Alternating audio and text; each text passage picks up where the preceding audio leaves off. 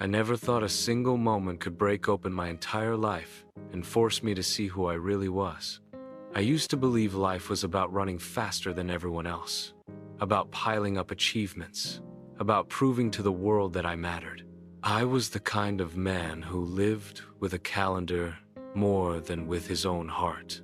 Every hour was scheduled, every minute accounted for, and in the race to stay ahead, I lost sight of what truly made a life worth living.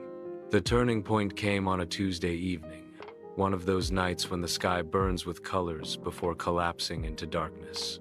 I was sitting in my car outside the office, engine running, my phone buzzing with reminders of emails I still hadn't sent. My son had called earlier, asking if I'd be home in time to read him a bedtime story. I lied and said yes, even though I knew I'd miss it again.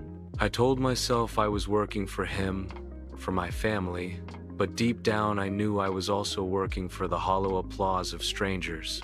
That evening, something strange happened. As I drove home, I passed by a small roadside diner I had never noticed before. Something about it drew me in. It was old, the paint peeling, a neon sign that flickered weakly like it was breathing its last. Yet, for reasons I couldn't explain, I pulled over, parked, and stepped inside. The bell above the door chimed softly, and I was greeted by the smell of coffee and fried onions. The place was nearly empty, except for an old man sitting at a corner booth. His hair was white, his skin weathered like leather, and his eyes, sharp and alive, seemed to notice me the second I walked in. I ordered coffee and sat down at a table near him. A few minutes passed before he leaned over and said, "You look like a man who's forgotten what he's chasing." The words pierced me in a way no motivational book or seminar ever had. I laughed awkwardly and told him I was just tired, but he smiled knowingly, like he had seen through 100 men just like me. "You remind me of myself," he said. I ran hard too, thought I was building a life, but I was only building walls. For some reason, I couldn't stop listening. I asked him what he meant, and he began to tell me his story. He had been a successful businessman once, traveling constantly, always chasing the next deal. He provided for his family but never truly knew them. By the time he slowed down, his children were grown, and his wife, worn down from years of being invisible, had left. He said he spent his later years sitting on benches in quiet parks, watching strangers laugh and talk, realizing those little moments were the ones he had missed. Something inside me cracked. I saw my future reflected in his regrets. I saw myself as an old man, rich maybe, respected maybe, but utterly alone. That night, I drove home faster than usual. My son was already asleep, but I sat by his bed, watching his chest rise and fall, and I whispered a promise to him, though he couldn't hear it. I would not let my life slip through my fingers like his grandfather's had. The change didn't come overnight. At first, it was small choices. Leaving the office at 6 instead of 9. Turning my phone face down during dinner. Saying yes when my wife asked me to join her for a walk. Each choice felt like an act of rebellion against the version of myself I had been building for years. At work, some colleagues mocked me, saying I was getting soft, losing my edge. But I discovered something powerful. The world doesn't end when you slow down. The emails still get answered. The deals still happen. But now I was there when my son took his first shot at basketball, when my daughter wanted to show me her drawing, when my wife wanted to sit quietly with me in the backyard, under the stars.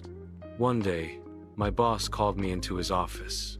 He said I wasn't as aggressive as I used to be, that maybe I was losing my drive. For a moment, the old panic returned. What if I lost my career, my identity? But then I thought of the old man in the diner, and I realized something. My job was part of my life, not the whole of it. I told my boss, respectfully, that I wasn't losing my drive. I was finally driving in the right direction. Years later, I ran into that old man again. I had almost forgotten him, but when I saw him sitting outside the same diner, sipping his coffee, I felt a surge of gratitude. I walked over, sat with him, and told him how his story had changed me.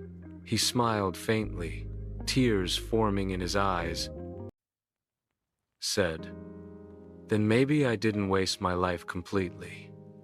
He passed away a few months later, but I will never forget what he gave me. The courage to face myself and change.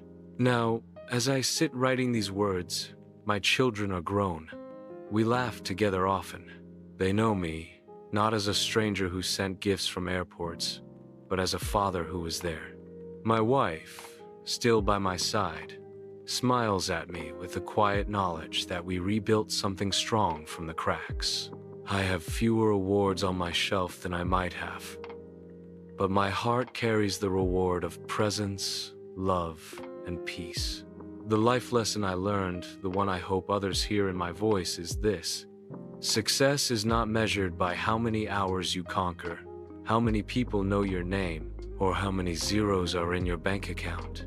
Success is measured in moments, in the laughter you don't ignore, the stories you pause to hear, the hands you hold when no one else is looking. Time is the one currency you can never earn back, and the greatest tragedy is to spend it on everything but the people and moments that matter most. So when I tell you my story, I'm not asking you to quit your job or throw away your ambitions. I'm asking you to look up, just once today, and notice the life that's happening right in front of you. Don't wait until you're the old man at the diner with nothing but regrets to keep you company. Choose now, because one day, someone will remember you not for what you achieved, but for how you made them feel, for the time you gave them when it mattered most. And in the end, that's the only legacy worth leaving. Like and share the story.